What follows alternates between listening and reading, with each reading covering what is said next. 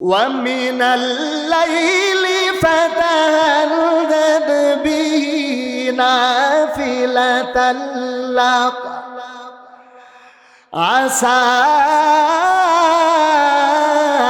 أن يبعثك ربك مقاما محمودا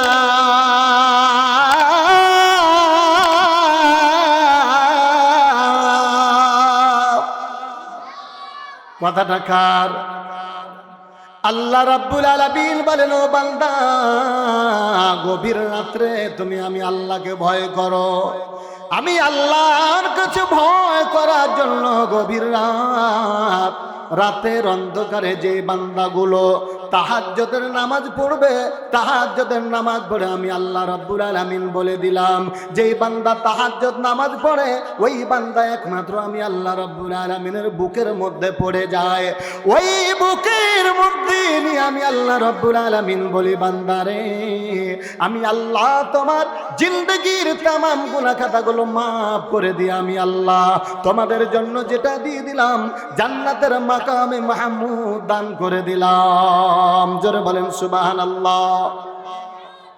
তাহলে আল্লাহ রাব্বুল আলামিনকে ভয় করার জন্য আল্লাহর কাছ থেকে পালিয়ে যাওয়া লাগবে না, আল্লাহর কাছে চলে যেতে হবে।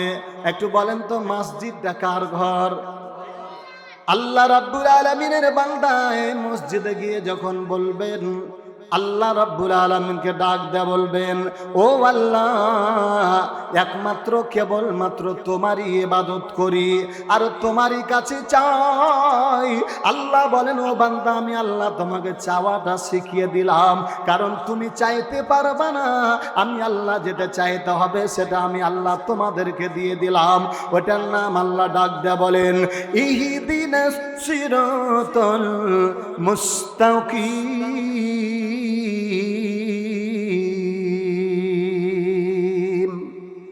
আল্লাহ বলেন, ও বান্দা, তোমরা আমি আল্লাহর কাছে চাইবা, আমি আল্লাহর ঘরে গিয়া দুইটা জিনিস চাইবা। একটা হলো হেদায়েত, এটা যদি তকদিরে না থাকে আমার আল্লাহর জান্নাত পাওয়া যাবে না। এটা তকদিরে হবে যার, আল্লাহ জান্নাতটা লিখে দিয়েছে নামে তার। একটু কথা বলেন তো, ঠিক না বেঠিক? আল্লাহ বলেন, ও বান্দা, আমি আল্লাহর কাছে হেদায়েতের পথ চাইবার একটা পথ হলো সোজা পথ, সোজা পথ। আল্লাহ রাব্বুল আলামিন বলেন, ওয়া আনি'বুদুনি হাজা সিরাতিম মুস্তাকিম। আল্লাহ ডাক দেয়া বলেন, বান্দারে, তোমরা যদি আমি আল্লাহর ইবাদত করো, ওই ইবাদতের বিনিময় আমি আল্লাহ যেই পথটা দিয়ে দিব ওটা অন্য পথ নয়, ওটা বাঁকা পথ নয়, ওটা সোজা পথ, ওটা সোজা পথ। এই সোজা পথ যেই চলে পেয়ে গেল আমি আল্লাহ রাব্বুল আলামিন তার জন্য জান্নাত তৈরি করে দিলাম। জোরে বলেন সুবহানাল্লাহ। সম্মানিত হাজরিন, আমি আপনাদের খেদমতে একটা আয়াত তেলাওয়াত করেছি। এই আয়াতটাতে আল্লাহ তাআলা ঈমানদারদেরকে ডাক দিয়ে বলছেন, হে ঈমানদারগণ, তোমরা যারা আমার প্রতি বিশ্বাস স্থাপন করেছো, তোমরা আমি আল্লাহকে ভয় করো, ভয় করার মতো ভয় করো, আর মরিও না ততক্ষণ পর্যন্ত যতক্ষণ পর্যন্ত তোমরা পুরাপুরিভাবে মুসলমান না হবে। এটা হলো আয়াতের অর্থ। আর একটা হাদিসের অংশ তেলাওয়াত করেছি, ফাত্তাকুদ দুনিয়া ওয়াত্তাকুন নেসা। আল্লাহর নবী বলছেন যে দুনিয়াকে তোমরা ভয় করো আর মহিলারাকে ভয় করো। এই মহিলারাকে ভয় করতে আল্লাহ রসুল কেন বলেছেন? মহিলা কি জিনিস আর দুনিয়ায় বা কি জিনিস? আল্লাহ বলছেন, জুইগিনা লিন্নাসি হুব্বুস শাহওয়াতি মিনান নিসা।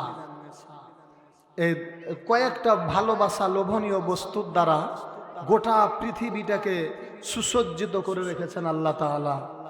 যেই রঙের পিছনে আমরা দৌড়াতে দৌড়াতে দৌড়াতে আমাদের জীবন বরবাদ করে ফেলে দিয়েছি, এই রংটা কয়েকটা বস্তু দ্বারা আল্লাহ পাঠিয়েছেন। তার মধ্যে এক নম্বরে মহিলা, জুইগিনা লিন্নাসি হুব্বুস শাহওয়াতি মিনান নেশা। এই মহিলা দ্বারা আল্লাহ তাআলা এই দুনিয়াকে রঙ্গিত করে রেখেছেন, সুসজ্জিত করেছেন, আকর্ষণ তৈরি করে রেখেছেন। যার কারণে আল্লাহ নবী বলছেন যে ফাত্তাকুদ দুনিয়া ওয়াত্তাকুন নেশা, তোমরা দুনিয়াকে ভয় করো আর মহিলারাকে ভয় করো। আর আল্লাহ রাব্বুল আলামিন বলছেন যে ওয়াত্তাকুল্লাহ, তোমরা আমি আল্লাহ রাব্বুল আলামিনকে ভয় করো। আর এক জায়গাতে বলছেন ফাত্তাকুন নার, তোমরা জাহান্নামের আগুনকে ভয় করো। কয়টা ভয় করার জিনিস কয়টা বলেন তো দেখি? দুইটা। আল্লাহর কথা অনুযায়ী দুইটা, নবীর কথা অনুযায়ী দুইটা। আর এই জাহান্নামের আগুনে পড়বে কয়টা গ্রুপ? এই দুইটা জিনিস, একটা নাস ওয়াল হিজারা, মানুষ এবং পাথরকে আল্লাহ রাব্বুল আলামিন দিয়ে জাহান্নামের আগুনের জ্বালানি করবেন, লকড়ি বানাবেন। তো এই জাহান্নামের আগুন থেকে আল্লাহ ভয় করতে বলেছেন আমাদেরকে। ভয় করার দরকার আছে না নাই? কেমন করে ভয় করতে হবে এই ব্যাপারে হাদিস এবং কোরআনের আলোকে আমি আলোচনা রাখতে চাই, যদি আল্লাহ তাআলা আমাদেরকে তৌফিক দান করেন। ওয়ামা তাওফিকি ইল্লা বিল্লাহ আলাইহি তাওয়াক্কালতু ওয়া ইলাইহি ইউনিব। আল্লাহ নবী বলছেন যে ফাত্তাকুদ দুনিয়া ওয়াত্তাকুন নেশা, তোমরা মহিলাকে আর দুনিয়াকে ভয় করো। তো বিশ্ব নবী ফের আবার এই দুনিয়াটাকে উদাহরণ দিয়েছে কিসের সঙ্গে জানেন? দুনিয়ার ভেশ্যা মহিলা নারী, যারা ভেশ্যা নারী, তাদের সঙ্গে গোটা দুনিয়ার উদাহরণ দিয়েছেন। আচ্ছা বলেন, এই উদাহরণটা কেন দিলেন? একজন ভেশ্যা নারীর যেমন চরিত্র, এই গোটা দুনিয়াটার চরিত্র ওইরকমই। এবার দেখেন না হলে, একজন ভেশ্যা নারী, খুব সুন্দরী ভেশ্যা নারী, এই নারীর কাছে যদি তার একজন ব্যক্তি যায়, তার কাছেও উনি কাপড় খুলে দিবেন, লজ্জাবোধ করবেন না। ওনার ছেলেও যদি যায়, তার কাছেও কাপড় খুলে দিবে, লজ্জাবোধ করবে না।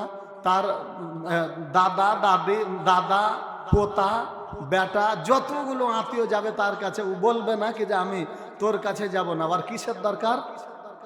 অর্থর দরকার, টাকার দরকার। বলেন তো ঠিক না বে ঠিক?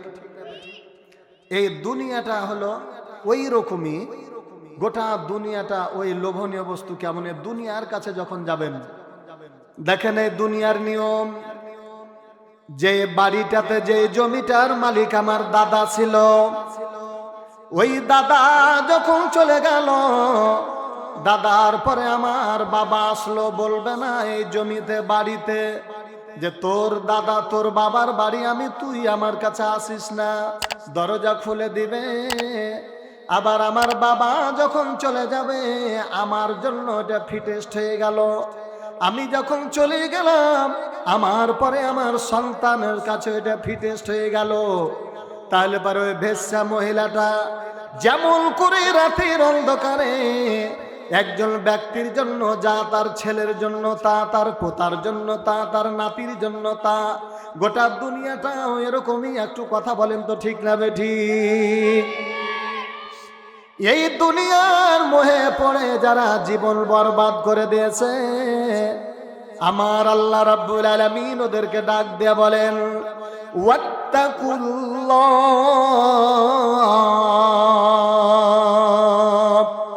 বান্দা তোমরা আমি আল্লাহ রাব্বুল আলামিনকে ভয় করো। কেমন ভয় করার দরকার? এবার ভয় করার মধ্যে কোয়ালিটিও দুই রকম রয়েছে। কয় রকম?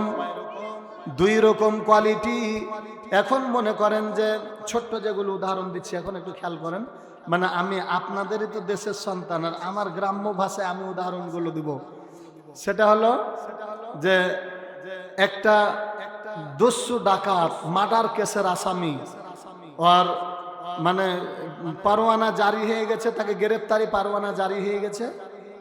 এবার ও পালিয়ে বেড়াচ্ছে আর পুলিশে তাকে খুঁজে বেড়াচ্ছে। পুলিশে খুঁজতে খুঁজতে খুঁজতে খুঁজতে খুঁজতে তাকে চতুর্দিক থেকে ঘিরে ফেলেছে, একদিক খালি ফাঁকা হয়েছে। আপনারা বলেন তো, যখন ঘিরে ফেলেছে তখন ওই আসামিটা ওখান থেকে পালাবে না দাঁড়িয়ে থাকবে? পালিয়ে গেল, সে বেঁচে গেল। এটা একটা উদাহরণ। আর একটা হলো যে হাতে লাঠি সোঁটা কিচ্ছু নাই, তার সামনে একটা খ্যাপা কুকুর কিংবা সাপ কিংবা শিয়ালে তাকে তাড়ছে। এখন উনি হাতে তো লাঠি সোঁটা কিছু নাই, যান বাঁচানোর জন্য পালাবে না দাঁড়িয়ে থাকবে? মানে পালিয়ে গেল, সেই বেঁচে গেল। এটা হলো এক কোয়ালিটির ভয়, মানে ওই সাপের ভয় আর ভয়ে পালিয়ে গেল, বেঁচে গেল। আর একটা গ্রুপ হলো তার বাপ সন্তানকে বলছে যে বেটা আব্দুর রহমান জি এটা কর, করব না, এটা কর, করব না। তখনও বলছে যে তুই আমার বাড়ি থেকে পাঠা, বাড়িতে যদি থাকিস তাহলে তোকে লাঠি দিয়ে পিঠে তোর পা ভেঙে দেবো।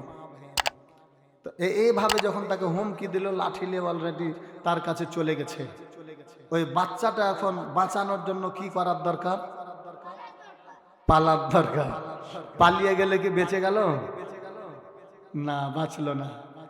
অপর পক্ষে শিক্ষক ছাত্রকে বলছে লেখাপড়া করো, নামাজ পড়ো, ভালো করে কোরআন শরীফ পড়ো, কিন্তু এটা করছে না। এখন ওস্তাদে বলে দিয়েছে যে তুই এগুলো যদি না করিস তাহলে আমার সামনে দেখা করলি তোর পা ভেঙে দেবো। লাঠি নিয়ে দাঁড়িয়ে আছে, ওস্তাদকে দেখে এখন ওই ছাত্রটা কি করবে? পালাবে না?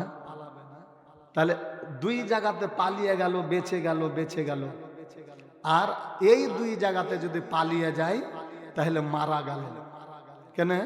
যে বাপের সঙ্গে চ্যালেঞ্জ করে কেউ যদি পালিয়ে যায় তাহলে পরে তার বাপ তাকে করবে কি? তেজে পুত্র করে দিবে, অন্য সন্তানকে জমি লিখে দিবে, তাকে বাড়ি থেকে হাঁকিয়ে দেবে। পালিয়ে গেল তো পালিয়ে গেল, বাঁচলো না মারা গেল? মারা গেল। আর ওস্তাদ যদি ওস্তাদের কাছে যায়, যদি পালিয়ে যায়, আমি যাবো না, কই হুজুরের কাছে যাবো না, ও সারা জীবন ধরে পালিয়ে গেল, ডাল ভাঙা বাঁদরের মতন হয়ে ঘুরে বেড়াইলো। ও আর বিদ্যা অর্জন করতে পারবে? অশিক্ষিত হয়ে কানা হয়ে ঘুরে বেড়াবে। তাহলে এখান থেকে পালার দরকার নাই। আল্লাহ রাব্বুল আলামিন বলেন, বান্দা এই পৃথিবীর কোন আসামি যদি পুলিশ থেকে বেঁচে যায়, পালিয়ে যায়, তাহলে বেঁচে যাবে, বেঁচে যাবে। আর দুনিয়ার বাবার কাছ থেকে যদি পালিয়ে যায় তাহলে বাঁচলো না রে বান্দা। আল্লাহ বলেন, ও বান্দা, তোমার বাবা যতই তোমার উপরে কড়া জারি করুক না কেন, তোমার বাবার পা ধরে যদি বুকের সঙ্গে মিলে যাও, ওই বাবা বলবে না রে বাবা না, আমি তো তোকে অন্তর থেকে বলি নাই, আমি মুখে বলেছি রে বাবা, আজকে থেকে তুই ভালো হবি, আমার কথা অনুযায়ী চলবি, উঠবি, বসবি, আমি তোর জন্য খাবার ব্যবস্থা করে দিব। বিবিকে ডাক দেয়া বলেন, বিবি রে, আমার এই কলিজার টুকরা আমার বুকের মধ্যে লেগেছে, আর দেরি করো না, তাড়াতাড়ি করে 2 দিন থেকে অনাহারে রয়েছে, আমার সন্তানের জন্য খাবার ব্যবস্থা করে দাও। ঠিক না বে ঠিক? তাহলে পরে যে এক জায়গাতে পালালো, বেঁচে গেল, আর এক জায়গাতে যদি না পালায় কাছে ভিড়ে গেল। আমার আল্লাহ রব্বুল আলামিন বলেন, বান্দা তোমরা আমি আল্লাহ রব্বুল আলামিনকে ভয় করো। এই ভয় করার জায়গা হলো ইহকাল এবং পরকাল। এই দুনিয়াতে যদি আমি আল্লাহ রব্বুল আলামিনকে ভয় করো, আর পরকালের জাহান্নামের আগুনকে ভয় করো, ওই জাহান্নামের আগুনকে ভয় করা লাগবে, এই দুনিয়ায় আল্লাহ রাব্বুল আলামিনকে ভয় করা লাগবে। আল্লাহকে যে ব্যক্তি ভয় করবে, আল্লাহর কাছ থেকে পালিয়ে গেলে পারে সে বেঁচে গেল না মারা গেল? মারা গেল, মারা গেল। দেখেন বাংলাদেশের মাটিতে আল্লাহ রাব্বুল আলামিনের নবীর কটূক্তি করেছিল এক সময়, বিশ্ব নবীর কটূক্তি করেছিল। তাদের ব্যাপারে দলীয় নেতা নেত্রীর বিরুদ্ধে কথা বললে মামলা তৈরি হয়ে যায়, জেলখানা খাটতে খাটতে জীবন চলে যায়। কিন্তু বিশ্ব নবীর ব্যাপারে কটূক্তি করেছিল, কোনো তার দোষ হয় না।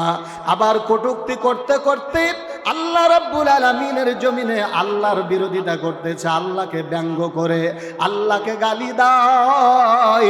আর এদের বিরুদ্ধে যখন কোনো মামলা মোকদ্দমা করা হয়, তাদের বিরুদ্ধে কথা বলতে যাই। ঠিক না বে ঠিক? তাহলে আল্লাহ রাব্বুল আলামিন বলেন, ও বান্দা তোমরা আমি আল্লাহ রাব্বুল আলামিনকে ভয় করো। কেমন করে ভয় করা লাগবে? আল্লাহ রাব্বুল আলামিনকে ভয় করার জন্য আল্লাহর জমিন থেকে পালিয়ে যেতে হবে না আল্লাহর কাছে যেতে হবে। وَمِنَ اللَّيْلِ فَتَهَجَّدْ بِهِ نَافِلَةً لَكَ عَسَىٰ أَن يَبْعَثَكَ رَبُّكَ مَقَامًا مَحْمُودًا।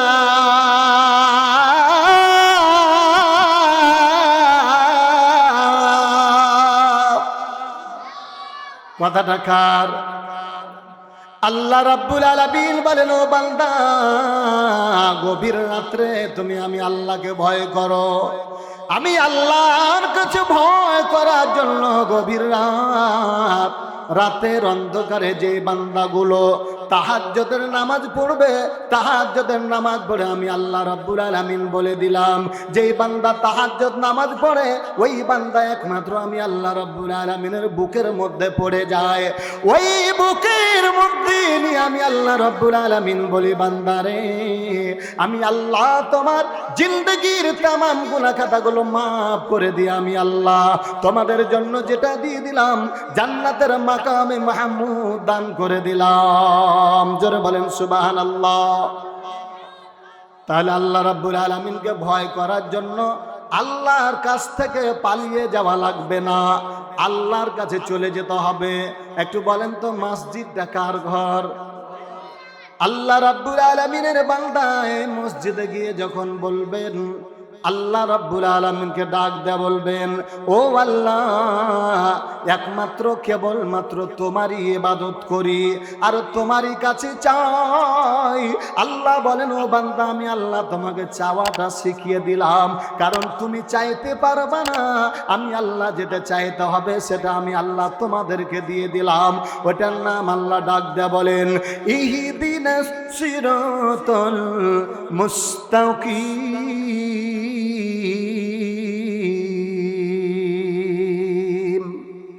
আল্লাহ বলেন, ও বান্দা, তোমরা আমি আল্লাহর কাছে চাইবা, আমি আল্লাহর ঘরে গিয়া দুইটা জিনিস চাইবা। একটা হলো হেদায়েত, এটা যদি তকদিরে না থাকে আমার আল্লাহর জান্নাত পাওয়া যাবে না। এটা তকদিরে হবে যার, আল্লাহ জান্নাতটা লিখে দিয়েছে নামে তার। একটু কথা বলেন তো, ঠিক না বেঠিক? আল্লাহ বলেন, ও বান্দা, আমি আল্লাহর কাছে হেদায়েতের পথ চাইবা। আর একটা পথ হলো সোজা পথ, সোজা পথ। আল্লাহ রাব্বুল আলামিন বলেন, ওয়া আনি'বুদুনি হাজা সিরাতিম মুস্তাকিম। আল্লাহ ডাক দেয়া বলেন, বান্দারে, তোমরা যদি আমি আল্লাহর ইবাদত করো, ওই ইবাদতের বিনিময় আমি আল্লাহ যেই পথটা দিয়ে দিব ওটা অন্য পথ নয়, ওটা বাঁকা পথ নয়, ওটা সোজা পথ, ওটা সোজা পথ। এই সোজা পথ যেই চলে পেয়ে গেল আমি আল্লাহ রাব্বুল আলামিন তার জন্য জান্নাত তৈরি করে দিলাম। জোরে বলেন সুবহানাল্লাহ।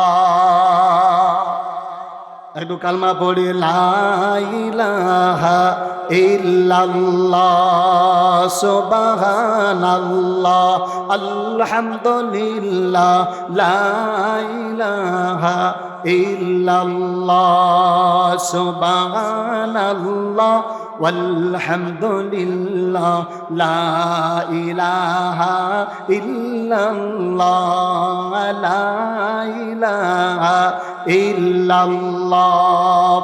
আল্লাহ আল্লাহ আল্লাহু লা ইলাহা ইল্লাহু, আল্লাহ আল্লাহ আল্লাহু লা ইলাহা ইল্লাল্লাহু মুহাম্মাদুর রাসূলুল্লাহ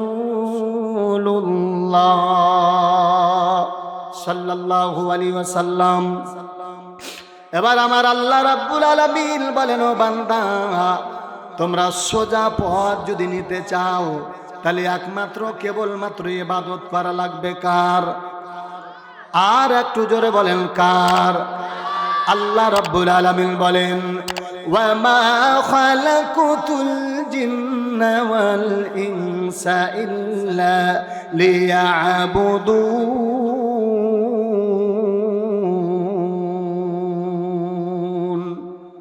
আল্লাহ বলেন ও বান্দা, আমি আল্লাহ তোমাদেরকে এমনি এমনি সৃষ্টি করি নাই রে বান্দা, একমাত্র কেবলমাত্র আমি আল্লাহর ইবাদত করবে।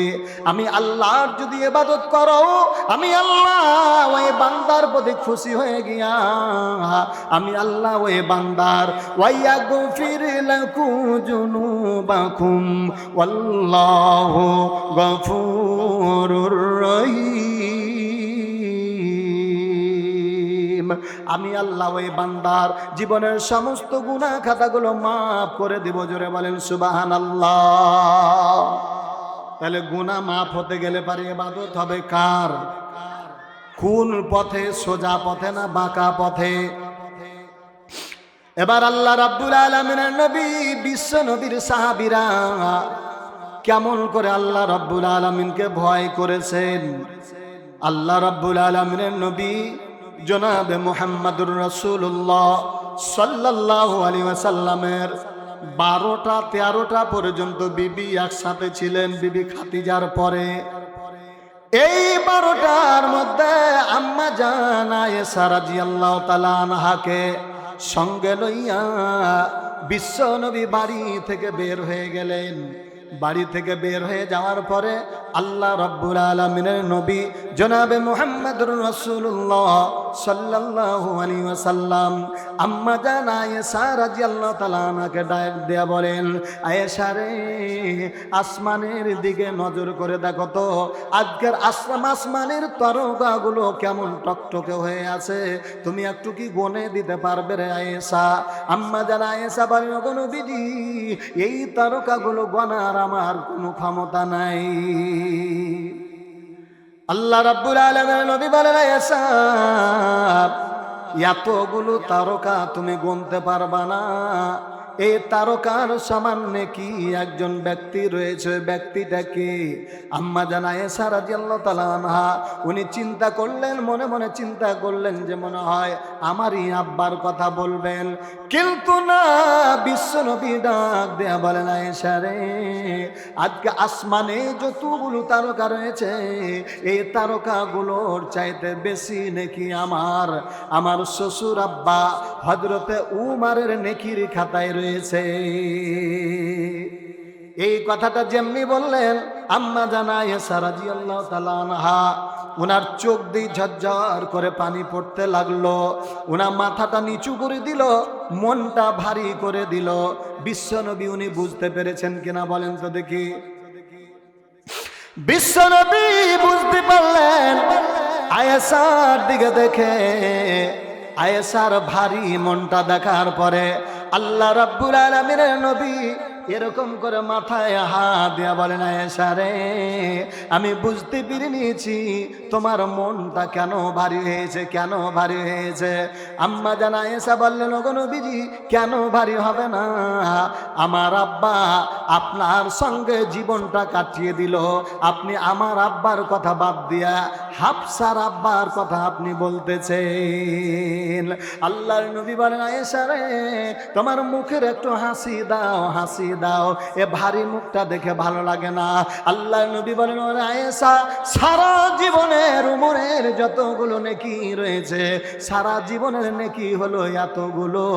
আর তোমার আব্বা একটি দিন মাত্র আমার সঙ্গে ছিল, একটা রাত। ওই রাতের অন্ধকারে যে গুহার মধ্যে আমরা অবস্থান করেছিলাম, ওই একটা রাতে যতগুলো নেকি অর্জন করেছে, উমারের এই সারা জীবনের নেকির চাইতে তোমার আব্বার একই রাতের নেকি বেশি করেছে। এই যে নেকি, এই ঘটনাটা আম্মা জান আয়েশা রাদিয়াল্লাহু তাআলা আনহার সঙ্গে হচ্ছে। এই ঘটনাটা আম্মা জান আয়েশা রাদিয়াল্লাহু তাআলা আনহার সামনে যখন বলা হলো, আয়েশা রাদিয়াল্লাহু তাআলা আনহা উনি অত্যন্ত খুশি হয়ে যায়। নিজের বাবার সুনাম যদি করা যায়, তাহলে মেয়েরা কত খুশি হয়ে যায়। এই খুশিতে আটখানা হয়ে ঘুরি ফুরি করে। আম্মা জান হাফসা রাদিয়াল্লাহু তাআলা আনহা, উনি কার মেয়ে বলেন তো? হযরতে উমারের। তাহলে আয়েশা রাদিয়াল্লাহু তাআলা আনহার আব্বার নাম কি? আবু বকর। আর হাফসার আব্বার নাম হলো হযরতে উমার। হযরতে উমারের কানে তার মেয়ে ডাক দেয়া বলেন, আব্বাজান আপনি কি এমন করেছেন? সারা জীবন ধরে আপনি যে নেক অর্জন করেছেন, এই নেকিটা আমার ওই আয়েশার আব্বার একই রাতের থেকে আমার যে আপনার জীবনের নেকি কম হয়ে গেছে। এই কথাটা বলতে গেলে পারে হযরত উমার ফারুক রাদিয়াল্লাহু তাআলা আনহু উনি চান্স নেওয়ার জন্য তৈরি হয়ে গেলেন। ঘটনাক্রমে কিছুদিন পরে বিশ্বনবী মারা গেলেন। বিশ্বনবীর পরে হযরত উমার আবু বকর রাদিয়াল্লাহু তাআলা আনহু উনি আমিরুল মুমিনিন হয়ে গেলেন। তার কিছুদিন পরে হযরত আবু বকর রাদিয়াল্লাহু তাআলা আনহু উনি দুনিয়া থেকে বিদায় হয়ে গেলেন। এই বিদায়ী শোক হযরত উমার ফারুক রাদিয়াল্লাহু তাআলা আনহুর কলিজা ফেটে চৌচির হয়ে যায়। এবার যখন দুনিয়া থেকে বিদায় হয়ে গেছে হযরত আবু বকর, এখন হলো প্রধান আমিরুল মুমিনিন কে বলেন তো দেখি? উমার। এই উমার উনি চিন্তা করলেন, আল্লাহ যতদিন পর্যন্ত আমার বড় ভাই হযরতে আবু বকর যতদিন পর্যন্ত বেঁচে ছিল, ততদিন পর্যন্ত আমি আবু বকরের সঙ্গে নেকি অর্জন করে প্রতিযোগিতায় পারি নাই। আল্লাহ গো, এখন আমার ভাই নাই, আমার ভাইয়ের অজান্তে আমি ওই আবু বকরের চাইতে নেক অর্জন করার জন্য তৈরি হয়ে গেলাম। উনি রাতের অন্ধকারে বাড়ি থেকে বের হয়ে চলে যাচ্ছেন আমিরুল মুমিনিন। উনি হচ্ছেন মুসলমানদের খলিফা, মুসলমানদের প্রধানমন্ত্রী। উনি বাড়ি থেকে বের হয়ে গেলেন। বের হয়ে যাওয়ার পরে রাতের অন্ধকারে হঠাৎ করে একটা বাড়ি কুঁড়ে ঘর, টাটির ঘর, ঘর থেকে বের হয়ে কান্নার আওয়াজ শুনতে পেল। এবার যেতে যেতে যেতে নজর করে দেখে ওই ঘরের মধ্যে একটা বৃদ্ধা মহিলা শুয়ে রয়েছে। হযরত উমার রাদিয়াল্লাহু তাআলা আনহু উনি বাড়ি থেকে বাড়ি আবার চলে গেলেন। বাড়ি থেকে ডাক দেয়া তার বিবিকে ডাক দেয়া বলেন, ওরে বিবি, আজকে সুন্দর করে তুমি রুটি বানিয়ে দাও, কিছু গোশত রান্না করে দাও। বিশ্বনবীর সাহাবী হযরত উমার ফারুক রাদিয়াল্লাহু তাআলা আনহু দেখেন কেমন করে উনি এই দুনিয়ায় হযরত উমার ফারুক রাদিয়াল্লাহু তাআলা আনহু আল্লাহর জমিনে কেমন করে নেকি অর্জন করে নিয়েছেন। এবার উনি বাড়িতে বিবিকে ডাক দেয়া বলেন, বিবি রে তাড়াতাড়ি দাও, আমাকে রুটি বানিয়ে দাও, গোশত রান্না করে দাও। রাতের অন্ধকারে বিবি ডাক দেয়া বলেন, স্বামী আমার আপনি কোথায় যাবেন, আমাকে নিয়ে চলুন। এবার হযরত উমার বলতেছে, না না না, আপনাকে যাওয়া লাগবে না, আমি নিজে কিয়ামতের দিন মুসিবতের সময় আমার আল্লাহ রাব্বুল আলামিন যখন আমাকে বলবে, ও উমার তুমি যতদিন পর্যন্ত প্রধানমন্ত্রী ছিলে তোমার আমলে অমুক ব্যক্তিটা অনাহারে রয়েছে, বিবিরে তোমাকে সেদিন হিসাব দেওয়া লাগবে না, কারণ এই এলাকার বাদশা হলাম আমি উমার। হযরত উমার এবার ওই মহিলাটার ঘরের দরজায় গিয়ে ডাক দেয়া বলেন, মা। যেমনি মা মা বলে ডাক দেওয়া হলো, ঘরের ভিতর থেকে অন্ধকারের মহিলাটা বলতেছে, বাবারে কে তুমি, এত রাত্রে আমাকে মা মা বলে ডাক দিলা? বাবারে আমি তো হাঁটতে পারি না, আমার পা দুটা নাই, আমার পা ভেঙে গেছে, আমার চোখ নাই, আমি দেখতে পাই না। ও বাবা কে তুমি, আমার কাছে আসো দেখি। এবার বিশ্বনবীর সাহাবী হযরত উমার ফারুক রাদিয়াল্লাহু তাআলা আনহু এবার চলে গেলেন ওই মহিলাটাকে। যাওয়ার পরে মেয়েটাকে ডাক দেয়া বলেন, ও মা তুমি বসে যাও, তোমার জন্য নাস্তা নিয়ে এসেছি। মেয়েটা সুন্দর করে বিছানা থেকে উঠে বসে গেল। কথা শুনছেন কি ভালোভাবে? হযরত উমর ওই মহিলাকে বসে দেওয়ার পরে গ্লাসে পানি দেওয়ার পরে বললেন, মুখটা ধুয়ে নেন। মুখটা ধুয়ে নিল হযরত উমর ফারুক। আচ্ছা, মহিলারা আপনারা একটু চেপে বসেন। মা এবং বোনেরা আপনাদের সামনের জায়গাগুলো আপনারা পূরণ করে নেন। পিছনে জায়গা হচ্ছে না, আপনারা সামনে এগিয়ে বসেন। এবার দেখেন মহিলাটা সুন্দর করে বসে রয়েছে, আর হযরত উমর ফারুক রাদিয়াল্লাহু তাআলা একটু খেয়াল করেন, উনি রুটির সঙ্গে গোশত মিক্স করে বলেন মা হা করেন। ওই মেয়েটা যেমনি হা করলো, সঙ্গে সঙ্গে হযরত উমর এরকম করে রুটিটা তার মুখে তুলে দিল। রুটির মুখে দেওয়ার পরে একটা চাপ বন দিয়েছে, আর এর মধ্যে বলছে যে নাই নাই, আহা নাই। হযরত উমর বলেন ওগো মা, আপনি বার কি নাই নাই বলতেছেন? ওই মহিলা হযরত উমর ফারুক রাদিয়াল্লাহু তাআলা আনহুকে ডাক দেয়া বলেন, তুমি কে গো? কিছুদিন আগে একজন ব্যক্তি আসতো, উনি আসার পরে প্রতিদিন আমাকে 3 বার উনি রুটি এরকম করে নিজে চিবিয়ে দিত, কারণ উনি জানতো যে আমার দাঁত নাই। উনি আমাকে চিবিয়ে রুটি দিত, ওই রুটি খেয়ে আমার জীবন যাপন করতাম। ওরে বাবা, কিছুদিন আগে পর্যন্ত কে ওই ব্যক্তিটাকে আর পাই না, এখন পর্যন্ত আমি অনাহারে রয়েছি। হযরত উমর বলেন ওগো মা, আল্লাহু আকবার, আল্লাহু আকবার। আল্লাহ গো, ও আল্লাহ, এমন কোন জায়গা নাই যে আমার ভাই হযরত আবু বকর ছাড়া কেউ নাই। ওই আবু বকর রাতের অন্ধকারে এই জায়গা পর্যন্ত পৌঁছেছে।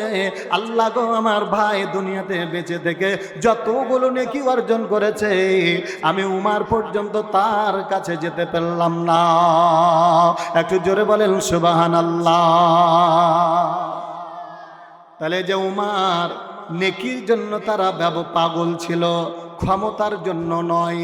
আর আজকে আমাদের দেশের নেতৃবৃন্দ, এই যে নেতৃত্ব দেওয়ার জন্য, ক্ষমতার জন্য বেশি বাড়াবাড়ি করতেছে, নিজের দলের লোককে নিজে মারতেছে, অন্য দলের লোককে মারতেছে। একটু বলেন তো, ক্ষমতার এবং ইজ্জতের মালিকটা কে? وتعز من تشاء وتذل من تشاء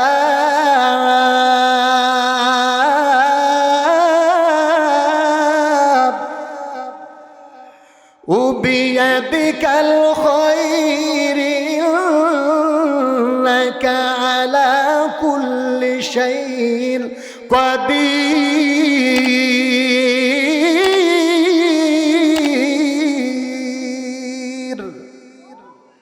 ক্ষমতার মালিককে, ইজ্জতের মালিককে, বেইজ্জতের মালিককে?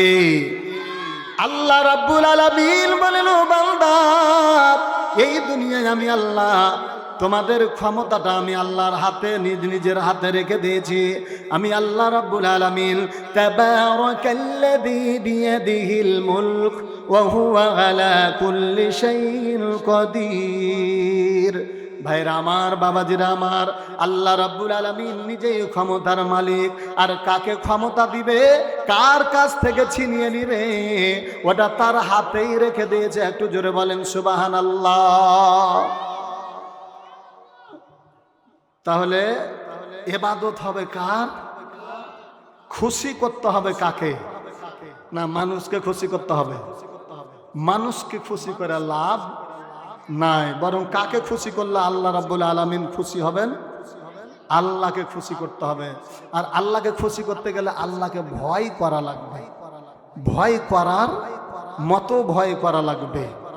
এবার দেখেন, বিশ্ব নবী জনাবে মুহাম্মদুর রাসূলুল্লাহ সাল্লাল্লাহু আলাইহি ওয়াসাল্লামের সাহাবীরা কেমন করে নবীজিকে ভালোবেসেছেন, আল্লাহকে কেমন করে ভয় করেছেন, এই দৃষ্টান্তগুলো যদি আমি আপনাদের মাঝে তুলে ধরি, তাহলে পরে আপনারা বুঝতে পারবেন আল্লাহ রাব্বুল আলামিনের জান্নাত নেওয়ার জন্য, আল্লাহ রাব্বুল আলামিনের জান্নাত নেওয়ার জন্য রাসূলের সাহাবীরা বিশ্বনবীর পিছন পিছন পাগলের মতো দৌড়াদৌড়ি করেছেন।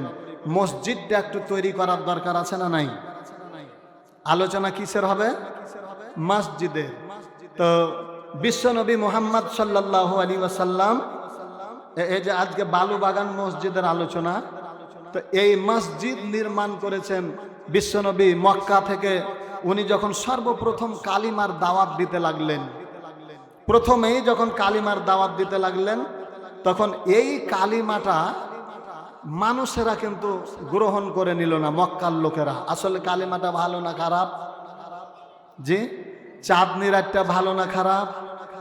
ইসলামটা ভালো না খারাপ? ভালো। কিন্তু এই ইসলামকে সবাই ভালোবাসে না, এরকম আছে না নাই? কারণ ইসলামের আইন হলো চোরের হাত কেটে নিতে হবে, জেনাকারীকে দুনিয়া থেকে বিদায় করে দিতে হবে। এই আইনটা কার? আল্লাহর। আর আল্লাহরই দেওয়া ইসলাম। তো এই ইসলামটা যখন কায়েম হয়ে যাবে, তখন চোরে চুরি করতে পারবে না, হাত কেটে নেবে, জেনা করতে পারবে না, দুনিয়া থেকে বিদায় করে দিতে হবে। এই জন্য তারা বিরোধিতা করছে। একটু কথা বলেন তো, ঠিক না ঠিক? কারণ যারা চুরি করে অভ্যাস, চুরি করে যাদের অভ্যাস, তারা মসজিদে গেলেও চুরি করবে। কি চুরি করবে? স্যান্ডেল চুরি করবে, জুতা চুরি করবে। কারণ এই চুরি করা অভ্যাস ওকে দুনিয়ার যেতে থুবেন সেটি। আবার দেখেন যে একজন এমপি মন্ত্রী আমাদের যারা চুরি করে অভ্যাস, এই চুরি করে অভ্যাস, যারা খায়া অভ্যাস, 10 বার 5 বার পর্যন্ত একজন চেয়ারম্যান হয়েছে বা এমপি হয়েছে। এমপির ভোটে যখন দাঁড়ায়, তখন উনি কিন্তু সুন্দর করে পায়জামা পাঞ্জাবি, নতুন টুপি, নতুন রুমাল গায়ে দিয়ে এক ওয়াক্ত আসরের নামাজ 4 বার পড়েছে। এরকম নজির আছে না নাই? আছে। তাহলে পারে অতি ভক্তি চোরের লক্ষণ। তো এই অতি ভক্তি করে চুরি করে খাওয়ার জন্য মানুষের কাছে যায়, চেয়ারম্যান হয়, ওই যে ক্যাসে এ করতে করতে করতে করতে করতে জয় ব্যাট দাঁড়াইবে, দাঁড়ার সময় বলবে কি যে আমাকে একটু জনগণের খেদমত করার ব্যবস্থা করে দেন। জনগণের খেদমত করার ব্যবস্থা পাওয়ার পরেও কিন্তু চুরি করে নিল, চুরি করে জনগণের 12টা বাজিয়ে দিল। তো এটা বাজাইতে পারবে না, এই জন্য ইসলামকে আর তারা মেনে নিতে পারে না। এরকম লোক আছে কি বাংলাদেশের মাটিতে? আছে। তো বিশ্বনবী মুহাম্মদ সাল্লাল্লাহু আলাইহি সাল্লাম যখন এই কালেমার দাওয়াত দিলেন, ওই ইসলামেরই দাওয়াত দিলেন, তো এই দাওয়াতটা গ্রহণ করতে রাজি হলো না। আবু জাহেল, উতবা, সাহেবা, এদের মনের কথা যে একে যদি এই জায়গাতে থুই, তাহলে পারে ইসলামী আন্দোলন করে দলে দলে লোকেরা ইসলামের ছায়ার তলে চলে যাবে, তখন আমাদের দল হালকা হয়ে যাবে। তাদের এটা নিয়াত ছিল। বাংলাদেশের একজন ব্যক্তি ছিলেন, নাম হলো মাওলানা দেলোয়ার হোসেন সাইদি। কথা বলেন তো, ঠিক না ঠিক? ওকে জেলখানাতে ভরে রেখেছিল। অপরাধটা কি বলেন তো? জি, কোনো অপরাধ নাই। অপরাধ হলো একটাই, যে আল্লাহ রাব্বুল আলামিনের, আল্লাহর জমিনে আল্লাহর দিন কায়েমের জন্য ডাক দিত মানুষকে। বিশ্বনবীকে আল্লাহ কেন দিয়া পাঠিয়েছেন বলেন তো?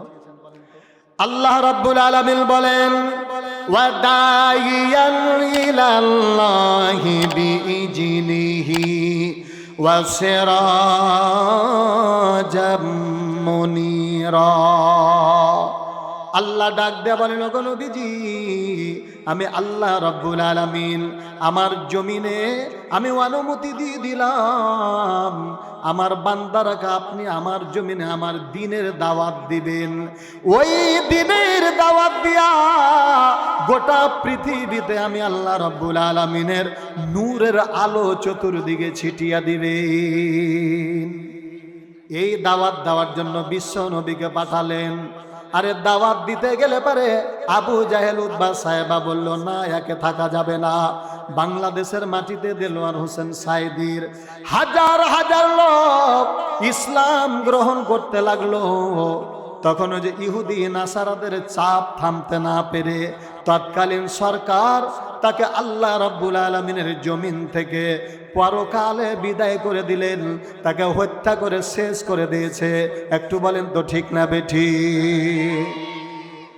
আল্লাহ বলে, বান্দারে, ও বান্দা, আমি আল্লাহর জমিনে আমি আল্লাহর বিরোধিতা পয়দা করেছো, আমি আল্লাহ রব্বুল আলামিন তোমাকেও আমার জমিনে রাখবো না, আমার জমিনে রাখবো না। এবার আল্লাহ রব্বুল আলামিনের বান্দা সাইদির বিরুদ্ধে যে ব্যক্তি রায় দিয়েছে, আল্লাহ রব্বুল আলামিন ওই ব্যক্তির বিরুদ্ধে রায় দিয়ে তাকে জেলখানাতে ধুকে ধুকে ছুঁচা মরা হতে হচ্ছে। ঠিক না বে ঠিক? তাহলে পারে এরকম করে আমার আল্লাহ বিশ্ব নবীকে পাঠালেন কালেমার দাওয়াত দেওয়ার জন্য। নবীজিকে মেরে ফেলে দিবে, এই জন্য তারা দার বৈঠক ডাকলো। এই বৈঠক ডাকার পরে নবীজিকে রাতের অন্ধকারে মেরে ফেলে দিবে। আল্লাহ নবী হযরত আলী রাদিয়াল্লাহু তাআলা আনহুকে ডাক দিয়ে বলেন, আলী রে, ও আলী, তুমি আজকে রাত্রে আমার ঘরের চতুর্দিকে কাফের মুশরিকেরা আমার ঘরখানটা ঘিরে রেখে দিয়েছে। আমি রাতের অন্ধকারে চলে যাব, মক্কা থেকে মদিনা চলে যাব। আর তুমি আলী আমার বিছানায় আমার চাদর গায়ে দিয়ে ঘুমাবে। সকাল হয়ে যাবে, আমি বিশ্বনবী মনে করে তুমি আলীকে ধরে টুকরা টুকরা করে দিবে। আলী রে, তুমি চলে যাও, আমার বিছানায় শুয়ে থাকো। এখন বলেন তো, আমার শ্রদ্ধা বাপজানের ব্যাপারে চতুর্দিকে ঘোষণা হয়ে গেছে যে আজকে ওনার ঘরে ওনাকে কাটার জন্য লোকেরা আসবে অস্ত্র শস্ত্র নিয়ে। আর আমাকে বলছে কি যে বেটা আনজারুল, আমি ওনাকে বাপজান বলছি কেন জানেন? যে আমার আলী হচ্ছে ছোট ভাই, আমার আলী, আর আলীর চাচা শ্বশুর, তাহলে আমার বাপজান না? জি হ্যাঁ। তো আমার বাপজান বলছে কি যে বেটা আনজারুল, তুই আমার বিছানাতে তুই আজকে রাত্রে শুয়ে থাক আমার চাদর গায়ে দিয়া, আর আমি এখান থেকে ভাগলাম। আচ্ছা বলেন তো, আমি কি ওই জায়গাতে থাকবো? আপনারা থাকবেন নাকি? মুখে যে যাই বলি, সময় যখন আসবে তখন পালাইতে ঠিক আছে। তো বিশ্বনবী যখন এই কথাটা বললেন, হযরত আলী রাদিয়াল্লাহু তাআলা আনহু, এই রাজি আল্লাহ তাআলা আনহুর পিছনে একটা হিকমত আছে। আল্লাহ বলছেন যে রাজি আল্লাহ আনহু রাজুআন যালিকা লিমান খাশিয়া রাব্বা। আল্লাহ রাব্বুল আলামিন বলছেন যে যে ব্যক্তি আমি আল্লাহকে খুশি করবে, আমি আল্লাহ তার প্রতি রাজি হয়ে যাই, খুশি হয়ে যাই। আর আমি আল্লাহ যার উপরে খুশি হয়ে যাই তাকে বলা হয় রাজি আল্লাহ আনহু। তো হযরত আলী রাদিয়াল্লাহু তাআলা আনহু এবার বিশ্বনবীর কথা শোনার পরে উনি একবারে ডুকরে ডুকরে কাঁদতে শুরু করলেন, আর চোখ দিয়ে ঝরঝর ঝরঝর করে পানি পড়ছে। আল্লাহর নবী বলেন, আলী কি ব্যাপার, তুমি কেন কাঁদতে লাগলা? কিছুক্ষণ পরে হযরত আলী রাদিয়াল্লাহু তাআলা আবার হাসতে লাগলেন। বিশ্বনবী বলেন, আলী রে কি ব্যাপার, একবার হাসলে একবার কাঁদলে কেন? আল্লাহর নবীকে বলেন, ওগো নবীজি, আমি কাঁদলাম এই জন্য আপনার বিছানায় আমাকে কাফের মুশরিকেরা পাবে। ওরা আমাকে পাবে, পাওয়ার পরে এই দুনিয়ায় মেরে ফেলে দিবে, এই দুনিয়ায় আমাকে মেরে ফেলে দিবে। আমি আল্লাহ রাব্বুল আলামিনের দরবারে যে বলবো, আল্লাহ গো, আমার রক্তের বিনিময়, আমার জীবনের বিনিময় আপনার প্রিয় হাবিব জনাবে মুহাম্মদুর রাসূলুল্লাহ সাল্লাল্লাহু আলাইহি ওয়াসাল্লাম বেঁচে রয়েছে, এই জন্য আমি হাসলাম গো নবীজি। আর আমি কাঁদলাম এই জন্য, সকাল যখন হয়ে যাবে এই ঘরটা থাকবে, আর এলাকার লোকেরা সবাই থাকবে। সকাল যখন হয়ে যাবে গো নবীজি, আমি আপনাকে খুঁজে পাবো না, আপনাকে দেখতে পাবো না, তখন আমার কলিজাটা ফেটে পড়লো। এই কথাটা মনে পড়ার কারণে আমি কাঁদি গো নবীজি। আল্লাহ রাব্বুল আলামিনের নবী বিশ্ব নবী আবার হাসতে লাগলেন। এই হাসার পিছনে একটা ঘটনা রয়েছে, আর ঘটনা বলবো না। নবীজি চলে গেলেন রাতের অন্ধকারে। সকাল হয়ে গেল, বিশ্বনবী হযরত আবু বকর রাদিয়াল্লাহু তাআলা আনহুকে নিয়ে চলে গেলেন মদিনা। চলে যাওয়ার পরে আল্লাহ রাব্বুল আলামিনের নবীর সাহাবী হযরতে আবু আইয়ুব আনসারী রাদিয়াল্লাহু তাআলা আনহু নবীজিকে ডাক দিয়ে বলেন, ওগো নবীজি, আপনি আসুন, আমার বাড়ি আসুন, আমার বাড়ির আপনি মেহমান হয়ে যাবেন। যেই জায়গাতে বিশ্বনবী জন্মগ্রহণ করলেন ওই জায়গায় উনি খেতে পেলেন না, নিজের জন্মভূমিতে থাকতে পেল না, একমাত্র কিসে